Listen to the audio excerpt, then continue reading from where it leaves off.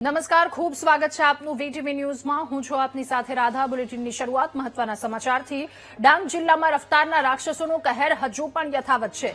ડાંગના માલેગાંવ નાકા પાસે પૂરપાટ ઝડપે જતા ટ્રકે ટ્રેક્ટરને ટક્કર મારી હતી। ટ્રેક્ટરને ટક્કર માર્યા પછી ટ્રકે કારને ટક્કર મારી। અકસ્માતની આ ઘટના સીસીટીવીમાં કેદ થઈ છે, તો ટ્રક ચાલક નશો કરી ટ્રક ચલાવી રહ્યા હોવાનો સ્થાનિકોએ આરોપ લગાવ્યો।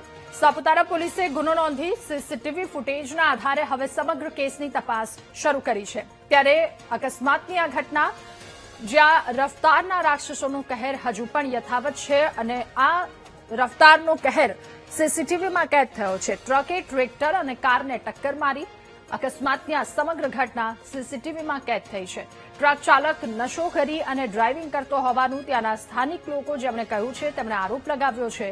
ત્યારે અકસ્માતની આ ઘટના ચોંકાવનારી, હચમચાવી નાખનારી અકસ્માત કે જ્યાં માલેગાંવથી સામે આવી છે। ડાંગ વિસ્તારમાં રફતારના રાક્ષસોનો કહેર યથાવત છે, બેફામ ઝડપે, અને સાથે સ્થાનિકોનો એ પણ આરોપ છે કે ટ્રક ચાલક ડ્રાઈવર એ નશામાં ધૂત હોવાનો તેમણે આરોપ પણ લગાવ્યો છે। ટ્રેક્ટરને અને કારને ટક્કર મારનો આ એક ગમખ્વાર અકસ્માત સામે આવ્યો છે। ત્યારે હવે સાપુતારા પોલીસ કે જેમણે આ મામલે કાર્યવાહી પણ શરૂ કરી છે। ખૂબ જ ગંભીર અકસ્માતની આ ઘટના સીસીટીવીમાં કેદ થઈ છે। ડાંગથી અકસ્માતની આ ઘટના રફતારના રાક્ષસો કે જેમનો કહેર હજુ પણ